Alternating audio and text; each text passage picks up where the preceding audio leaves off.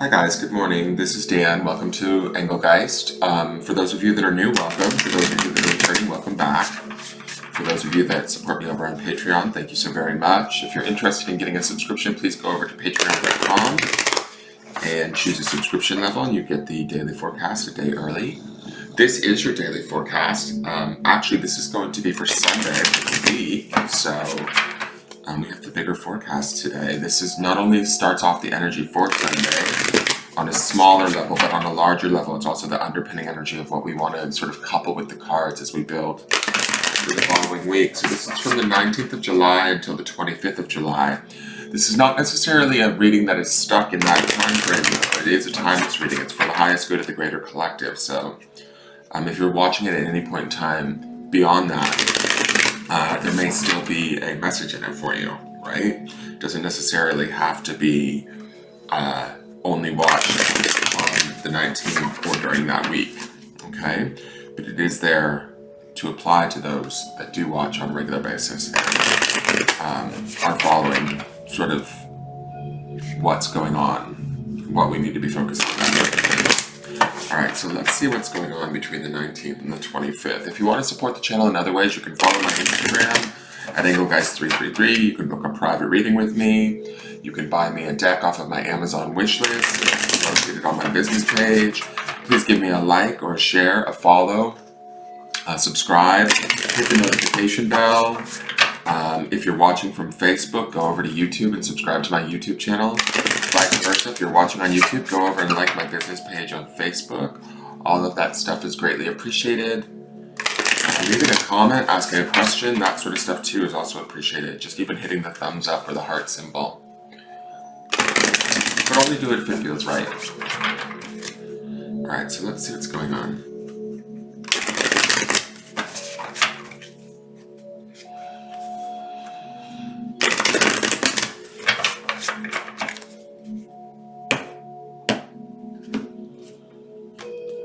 Alright, so the beginning of the week, each card is going to represent for about, I don't know, maybe a day, like 2 to 3 days of the week. Some of you may experience all of these cards, and some of you may experience only one of these cards throughout the entirety of the week.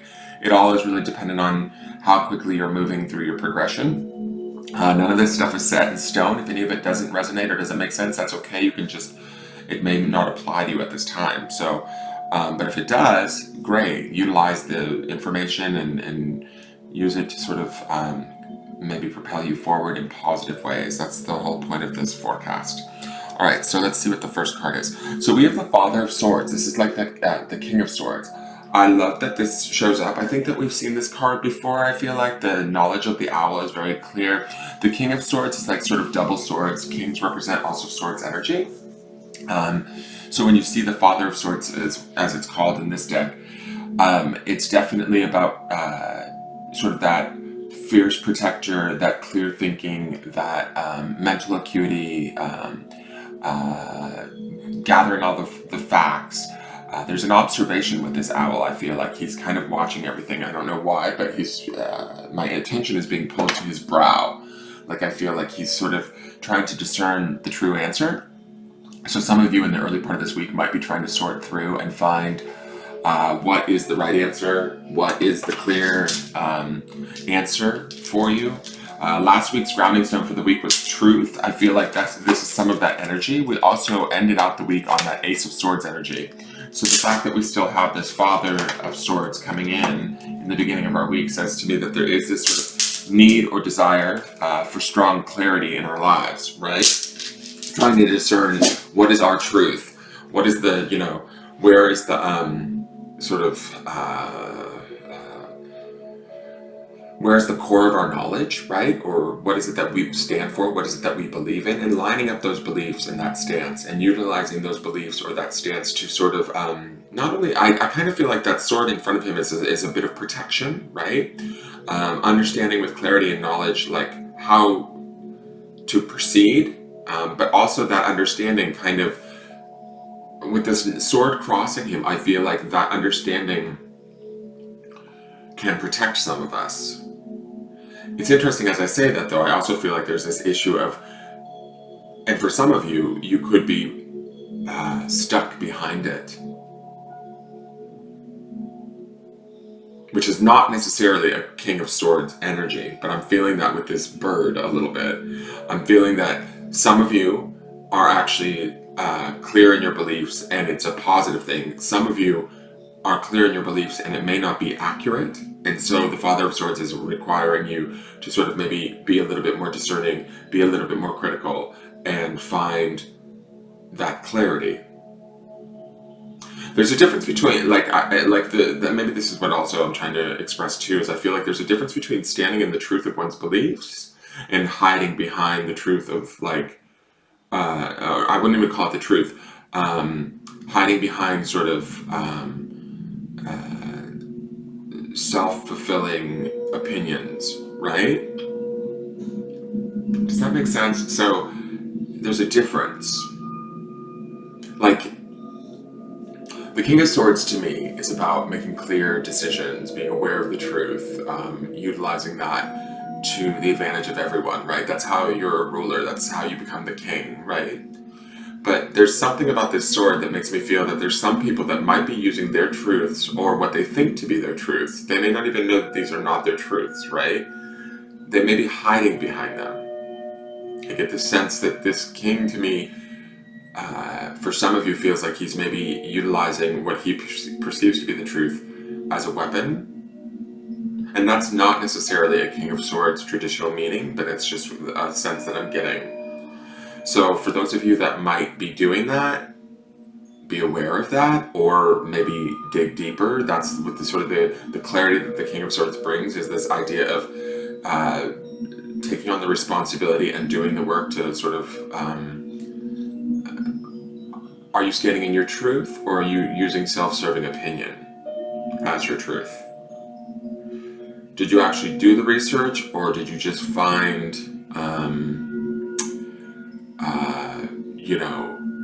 memes that supported your beliefs? There's also a difference between truths and beliefs too. Truths are fact-based. So there could be a challenge with this in the beginning of the week, and these could be truths around anything for you guys. It could be truths that might be hard to see or we may not want to have to see.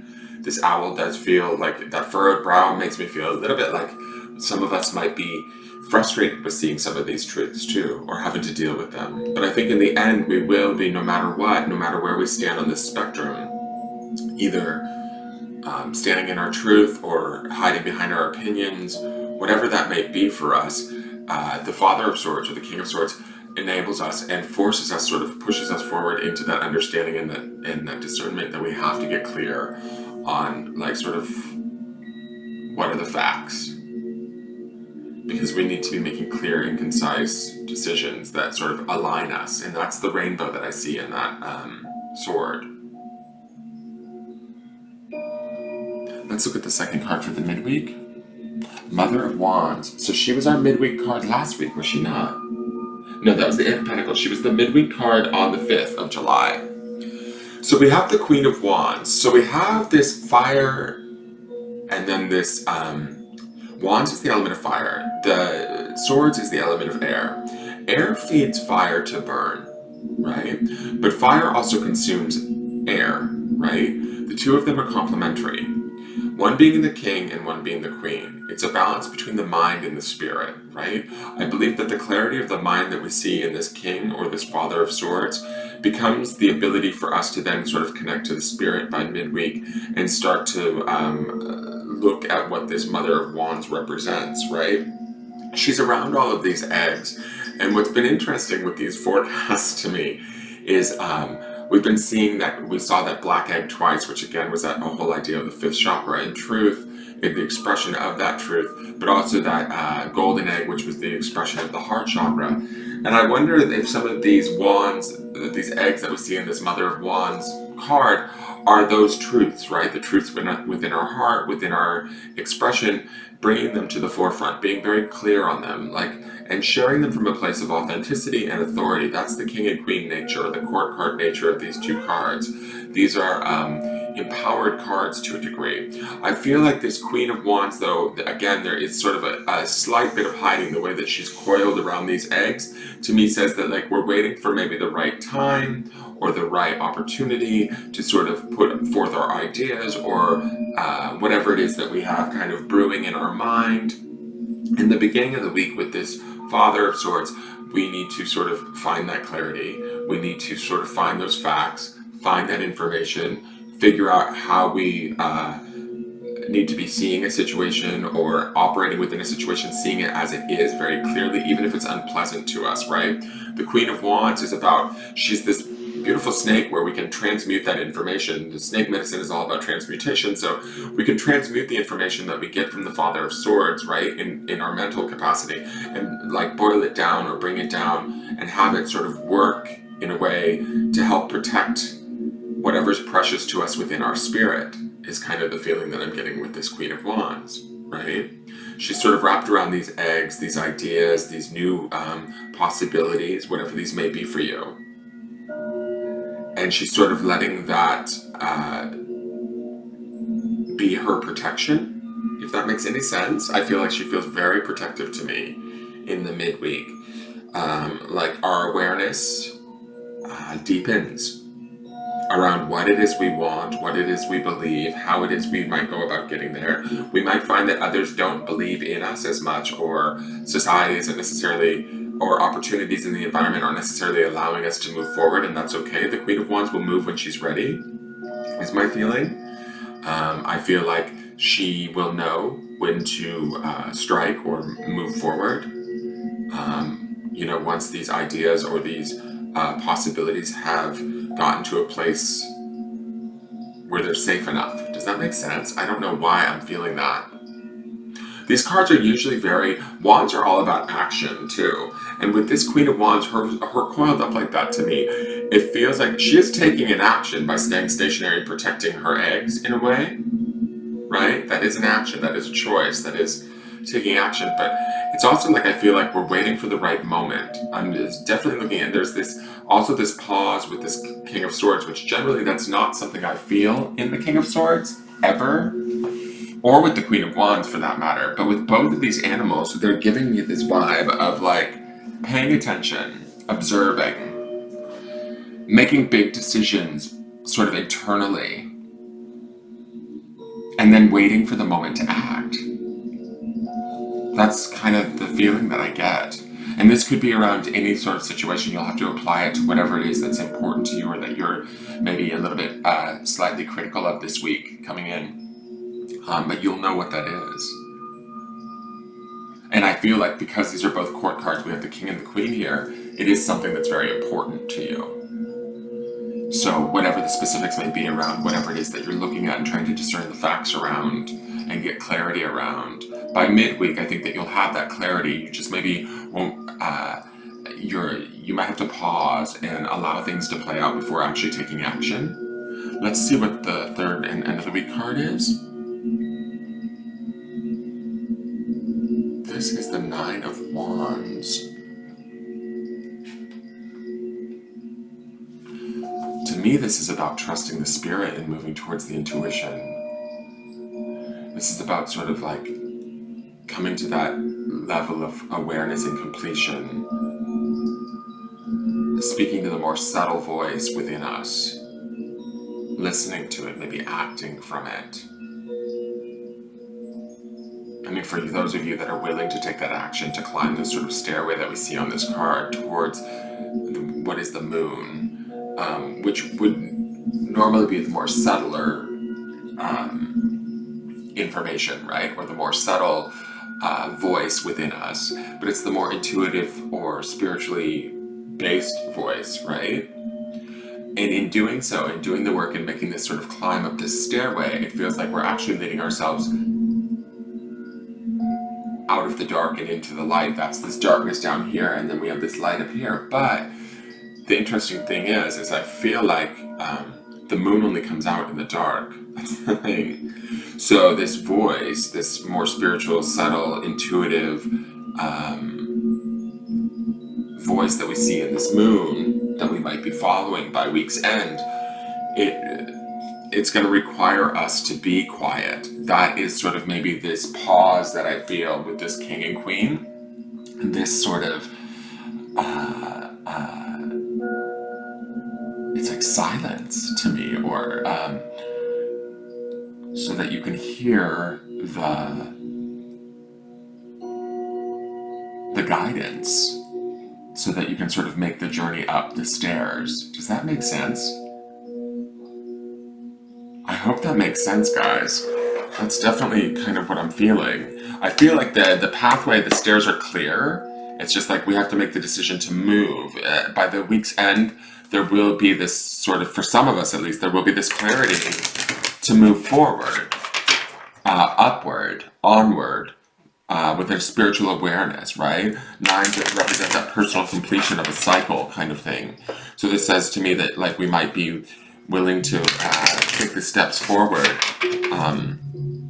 Again though, the moon comes out at night, so it might be unknown or new for us, this path, but it will be based in sort of truth and having been sort of weighed, looked at, measured. We have the strength to take the path with that king and queen, certainly. It's just,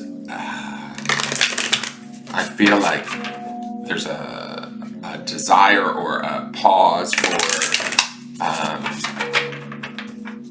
complete and total accuracy. That's from the king, and then also that queen of wands demands that too before taking action. Like it feels to me like this might be too important for some of you. That's those eggs that we see that queen protecting.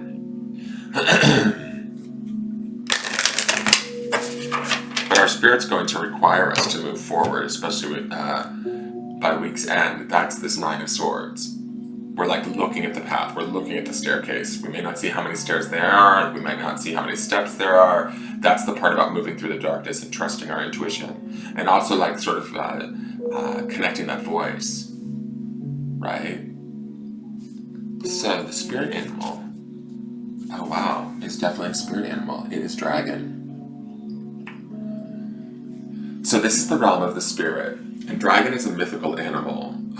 Dragon's an animal that's often feared, but I feel like dragon is also an animal that offered like magical protection. I believe that dragon is a sort of a misunderstood animal in a lot of regards, right? That dragon was probably a sacred protector at one point in time. That dragon was probably actually a much more peaceful animal than it's portrayed, with all the fire and brimstone that come out of dragons, out of the fairy tales surrounding dragon, right? This dragon is also very much this eye watching us. It has that similar eye to what I see in the owl and in the snake, in the Queen of Swords, or Queen of Wands. There's this sort of tentativeness, there's this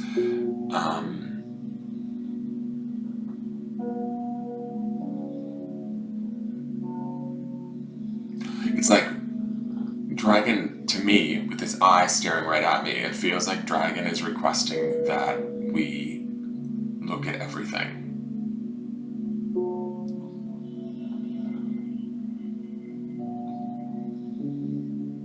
And almost looking through it from a higher self perspective, a greater magical knowledge perspective. That there's also a power or a strength in dragon, right? That I feel like he's bringing to us this week so that we can see more clearly. The mythology of dragon, or the mythical aspect of dragon, also speaks to the idea that some of you might actually, and I don't know why I'm feeling this way, but it's also this Nine of Wands card too to me. It feels like some of you might actually see to the other side. Like I feel like this dragon energy is really strange to me. This is getting a little bit out there, but I feel like when I'm looking at this dragon's eye, I feel like, especially with this Nine of Wands, it feels to me like some of you might connect to some spiritual aspects of self, or what's going on in the world, or how your world is perceived in a different way, in a realm that brings in more spirit, more a magical quality to it than you're maybe previously used to. That's maybe why the beginning of this week, it starts off with this King of Swords, this idea of getting real clear and into a place of a position of power, strength, and authority around what are we standing for, what do we believe in, are these actual facts or are they opinions of our own, do they serve us or do they serve the higher good of all, like are they truths or are they, things that just keep us comfortable. The Queen of Wands is going to make sure that we're not just comfortable. Those eggs that she's protecting speak to this idea that we're going to have to be aware by midweek. That's that fire that burns in her. And again, dragon is also sort of, even though it's an animal that's associated with spirit, right? This circle here is the spirit symbol. To me, dragon also has a very strong connection to fire energy, which is that sort of spiritual action. Definitely apparent in the Queen of Wands and in the Nine of Wands. So I'm going to actually read all of these. I don't normally read on Sundays because there's so many cards, but I am going to read these because I feel like I want to. So you guys are going to just have to bear with me, or you can just tune in, fast forward to the grounding stone. The Father of Swords is fair and analytical. Like all of the Swords family, the Father has a gift for perception. He has a distinct ability to remove himself emotionally from a situation so that he can truly see it from all angles. He is therefore respected by others who usually describe him as fair or just. He's a responsible man with deep ties to his family. So I think, again, that's about clarity. That's totally the King of Swords. It's about making clear-cut decisions and being discerning. But I also feel like there's some of you that are going to be challenged by what you've been sort of believing to be true. That's my feeling. Some of you are going to be standing strong in your truth with this king. Some of you are going to be challenged by your truths, and you're going to be asked to sort of look at your truths, and are they just self-serving opinions that keep life sort of easy? Is the feeling. Now let's go to the Mother of Wands. One moment.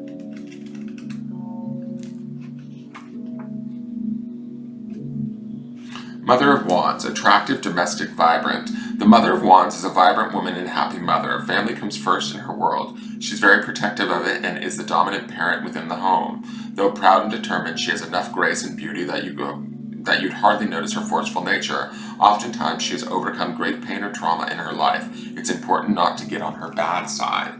And that's that part where I feel like she's going to be willing to strike when she's ready, but she has to make sure that it's ready, right? The eggs to me feel too important. These perceptions, these things that we're dealing with in the King of Swords at the beginning of the week, we're sort of like settling them in and incubating these ideas by the midweek, and it's important. I know this sounds a little bit strange, but this is what I'm seeing. So whatever the goal is for us, that would be the egg the representations of the eggs that she's surrounding and protecting. These are important things to us, right? Then we get into the Nine of Wands. This is strength, stamina, and confidence. As nines usually imply, your journey is near completion, but on this final stretch, you find yourself growing weary. Doubt and fear are running through your mind.